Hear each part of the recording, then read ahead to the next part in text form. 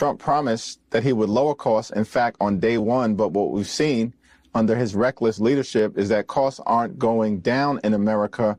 They're going up. Inflation is going up. Breaking moments ago, brand new numbers showing inflation fell last month, much better than expected. So this was actually a drop of 0.1%, negative 0.1%. That's the first time we've seen that since COVID. Year over year, the annual inflation rate was at 2.4%. This was also better than expected and a 6-month low, moving in the right direction. The thing is that the global elite have deeply benefited from a 20-year regime of taking jobs and moving them anywhere in the world that allowed you to optimize for profit, number one. It benefited from an economic regime of low volatility where you could keep interest rates effectively at zero for quasi-forever. And the reality now is that what they see is an inability to create and scaremonger the White House into economic policy. And I think that this is very troublesome for them because they've been able to control from Wall Street or from London or from these other places how governments behave. And so what you see right now is them violently trying to push back and trying to create a narrative. So for example, if you opened up the papers, there's an entire wing of the media that is now trying to say that the president, quote unquote, blinked. Why do they want us to think that? I think they want us to think that because they want to believe that they can talk about the stock market and then affect policy every 5 and 10 minutes. But I just want everybody to realize the stock market is back to where it was in May 26th of 2024. By no means is this a crash. Absolutely there's volatility, but we are not in a place where it is time to all of a sudden revisit these aspirations that we've had. We are in a unique moment in time where we have the ability to reset the global order, and we have to follow through. What's going on, everyone? As you saw from the intro, globalists are trying to control our perception of reality, right? As you know, there's stats out there that shows that most of the stock market are owned by institutional traders. They work for BlackRock. They work in Wall Street. 70% of stocks traded, the 70% of the volume are from these institutions. And when they see, the market in red, they want to create this perception that it's affecting everybody, but it's not affecting everybody. It's only affecting a select group of people. Majority of people are not invested in the stock market. I mean, yes, you can count 401ks, but they're not actively managed by the employees themselves. I know, I own one. I set it and forget it. That's how most people invest their money. And most retail investors, if I were to argue, are long-term investors. Now, you still have the day traders, which is a large segment of the retail investment. But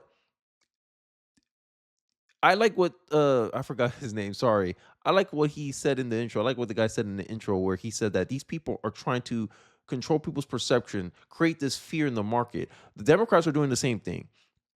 And I think some of the Democrats are starting to realize that Trump derangement syndrome is not going to get them across the finish line. And I want to bring up some stuff like some historical context. This is way before I was born.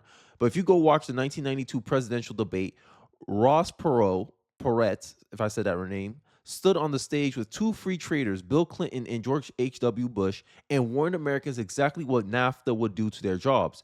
It was very precedent. Yet he was the one the media depicted as a crackpot. And the same thing happened with Ron Paul in 2008, if I remember correctly. Is that these people, anything that goes against their interests, they love to put people, oh, you're crazy, you're loony. They do the same thing with RFK. And their tactics are starting to get exposed, America, people around the world. Their tactics are getting exposed. Anytime these people try to tell you that someone is crazy, they try to depict someone as insane. Oh my God, these people don't know what they're talking about. Oh my God, RFKs are anti-whatever. Realize it's someone that goes against their interest. And that's the perception that I have of the media now. I can't trust the TV. And I can't in good faith tell anyone else to trust the TV. Because the TV's been wrong a lot of times. Tariffs will raise prices. I entered the intro of this video with a report of April 10th, a day after that report came out. Inflation is lower than expected. it's trending in the right direction. So I ask you, America, what kind of reality is the Democrats trying to push? And this is why I say Democrats are American last. Democrats are pretenders. They pretend they care about the American people, but they don't. I want to show you this clip of how the media always justify obstruction to Trump, saying Trump's plans don't work, but they're actively trying to get in his way. A never-ending cycle. Donald Trump announces some radical policy. Everyone says he can't get it done, and they actively try to obstruct him from getting it done. Then he accomplishes it, and then y'all go right back to complaining. I mean, how many times does this man have to win in order for you to figure out that he's going to keep winning? And he's doing it for the country. So please, just get out your feelings. Has anyone ever stopped to consider the possibility that this man actually knows what he's doing? Just a question. This is why Donald Trump won. Because people sit around saying the things we all agree should happen are impossible. Donald Trump won. Go ahead, continue. I'm just saying, like, we all agree on the goals. We all agree that targeted tariffs are good. We all want to reshore manufacturing for specific targeted tariffs. But then you sit around and everyone says, but it's impossible to do this stuff. That's why he didn't do it in a targeted way. Because nice people who are very organized and do things very carefully do not take on the entire country and the entire country and the entire Wall Street on behalf of the forgotten working class of this country. Will we please stop this forgotten working class? We will not, sir. We will not, I'll tell you why. It leads me to think that these people, it's not like these things can't be done, but they're not willing to do it. And I think that's what it is. I want to show you this little clip, and then we're going to go into how Gretchen Whitmer is throwing her support behind Trump's tariffs. Here's a quote from her. Here's a clip. I understand the motivation behind the tariffs. And I can tell you, here's where President Trump and I do agree. We do need to make more stuff in America. More cars and chips. More steel and ships. We do need fair trade. Now, here's an example, right? If people always criticize me and say, Kenny, what example would you use for what could a Democrat do to actually align themselves with the interests of the American people? Gretchen Whitmer is a governor of Michigan, if I remember correctly. There used to be the core hub for our steel and car manufacturing, right? If those jobs come back, that benefits her specifically, but it also benefits the American population. Hey, look, America, we have more manufacturing here in the United States. Also, Michigan, people who voted me in, you get more industry back. You get more job opportunities back. Our city won't be as desolate as it is right now. We don't have to rebrand. Right? That's an aligned interest. That's an example of a Democrat able to align herself with the interests of her people.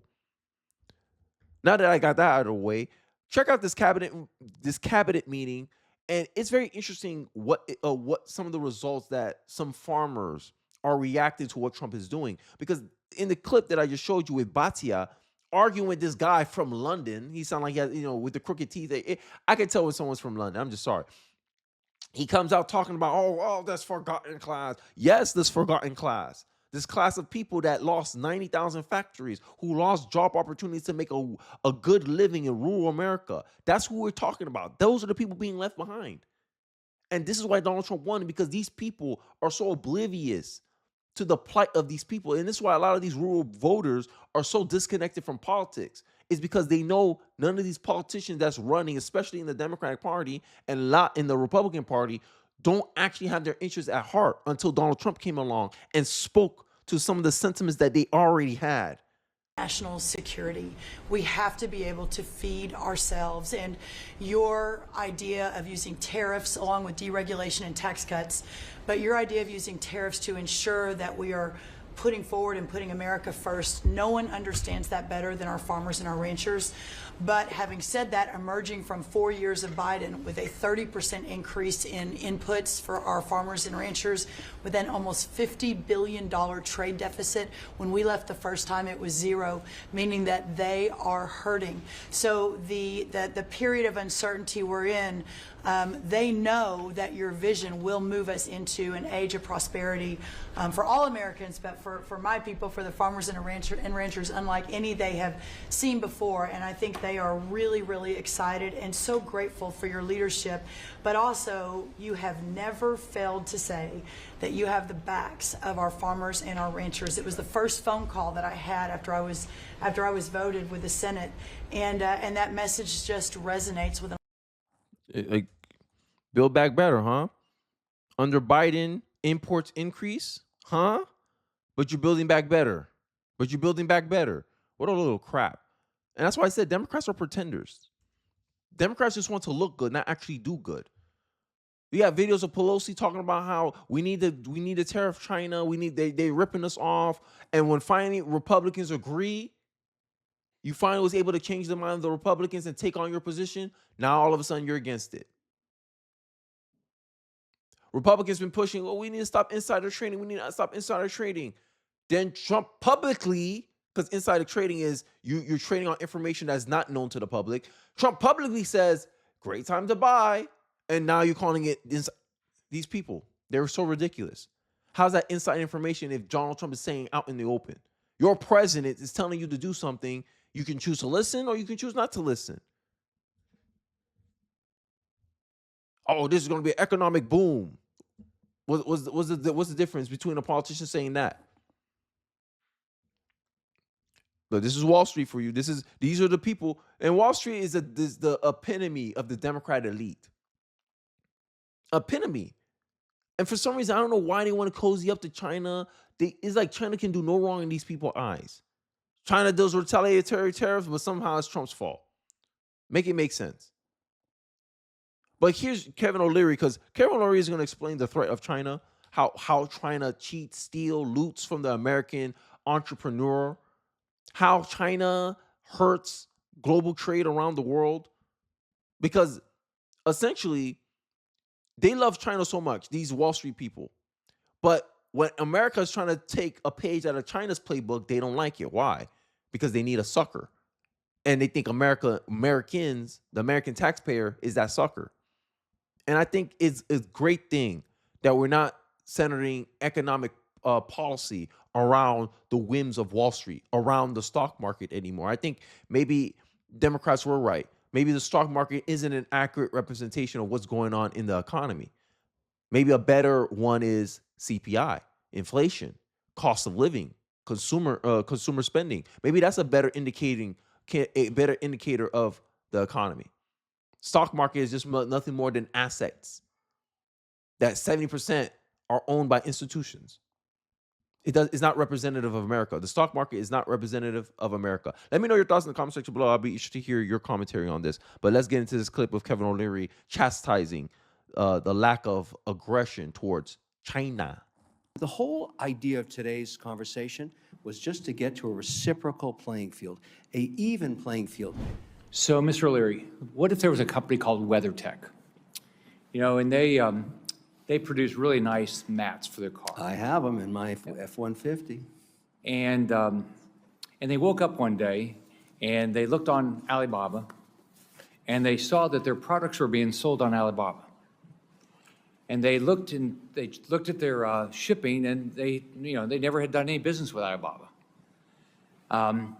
And they looked just like the mats that they produced in Illinois, and they even had their name on it, right? What could they do to stop this theft of their product? And they got nothing for it. What would be their recourse right now? There is nothing they can do. You have just told the story of 1 million small businesses in America over the last 20 years. They innovate, they create, they're entrepreneurs, they prove. And this is something that the big multinational corporations no longer relate to anymore, right? Small businesses account for 60% of jobs created in our economy. That means if we don't protect the small businesses, majority of Americans can go unemployed. Letting China do this, right, is affecting the largest producers of job in this economy. And this is why I think I like what Scott Bassett has been saying recently. Hey, we're not catering to the big national banks anymore. We're going for the small community banks because they are the ones that really need the support. You can stand on your own already. You're big enough now. You're old enough now. to stand on your own. You don't need any more special treatment. You don't need anything. We need an even playing field. And this is not producing an even playing field. And I think this is some of the reasons why we have to be so tough on China and everyone else to get in line to help us get tough on China, because no one's willing to do the hard thing. That's one thing you're going to recognize in this video. No politician before us was willing to do the hard thing. Everyone want to say Nixon. Nixon was a free trader.